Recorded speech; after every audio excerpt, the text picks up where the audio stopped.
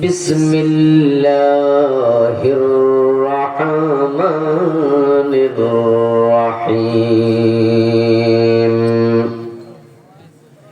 والعصر إن الإنسان لفي خسر إلا الذين آمنوا وعملوا الصالحات وتواصوا بالحق وتواصوا بالصبر. قال النبي صلى الله عليه وسلم: لا يؤمن أحدكم حتى يكون هواه تبعا لما جئت به، أو كما قال النبي عليه الصلاة والسلام. সকলে দুরূদ শরীফ পড়ুন। আল্লাহুম্মা সাল্লি আলা মুহাম্মাদিন ওয়া আলা আলি মুহাম্মাদ কামা সাল্লাইতা আলা ইব্রাহিম وعلى آل إبراهيم إنك حميد مجيد. اللهم بارك على محمد وعلى آل محمد كما باركت على إبراهيم وعلى آل إبراهيم إنك حميد مجيد. اللهم صل وسلم وبارك عليه.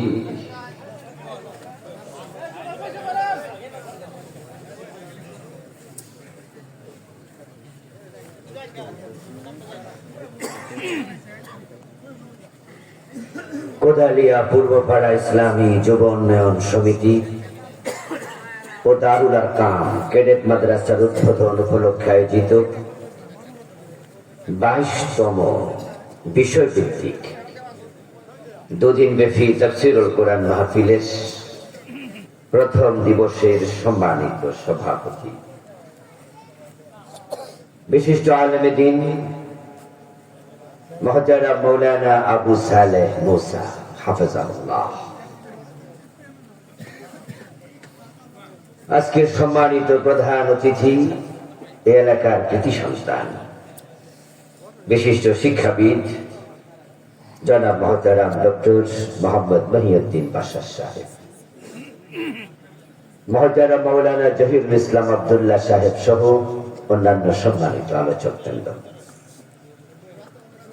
মুহতারাম মাওলানা আব্দুল জব্বার ভাই সহ মাহফিল কমিটির সম্মানিত আয়োজকবৃন্দ, উপস্থিত মুহতারাম উলামায়ে কেরাম, ইসলাম প্রিয় তাওহীদি জনতা, পর্দার অন্তরালে সতী সাধবী, সম্মানিত মা ও বোনেরা, প্রিয় দিনী ভাইয়েরা, আপনারা কেমন আছেন? আলহামদুলিল্লাহ ভালো আছি। দিনের বেলায় তো লোক আরো বেশি, তো রাতের বেলায় তো কাম কাজ নাই, ভাবছিলাম লোক আরো বেশি হবে। কি শীতে ধরছে নাকি ভালো করে? ও পাশে মাহফিল আছে কিছু, ও কিছু লোক ভাগ হয়েছে। আচ্ছা, এরপরেও আপনারা যারা আসলেন, আমরা যারা আসলাম, আল্লাহর বড় শুকরিয়া যে তিনি আসার তৌফিক দিলেন, যিনি আমাদেরকে সুস্থতা দিলেন, পবিত্র কোরআনের কথা বলার মতো, শোনার মতো কোরআন মুখী হৃদয় দিলেন, এই সব নিয়ামত কে দিলেন? আল্লাহ। এই জন্য আমরা শুরুতে তাকে শুকরিয়া জানাই, কৃতজ্ঞতা জানাই, কালিমাতু শুকর করি আলহামদুলিল্লাহ। প্রিয় দিনী ভাইরা, ভালো লাগলো বিষয়ভিত্তিক তাফসীর, তাও 22তম। তাহলে বোঝা যায় এখানে আরো 8 থেকে বিষয়ভিত্তিক আলোচনা শুরু হয়েছে। এটা খুবই ভালো, এটা খুবই চমৎকার। যদি আপনারা মনোযোগ দিয়ে শোনেন আর যাদেরকে বিষয় দেয়া হয়েছে, আমাদের আলোচকগণ বিষয় থেকে আলোচনা করেন প্রস্তুতি নিয়ে, তাহলে এক একটা মাহফিল এক একটা ইউনিভার্সিটির ক্লাসের মতো। এখান থেকে নির্দিষ্ট বিষয় একটা চমৎকার কনসেপশন নেওয়া যাবে।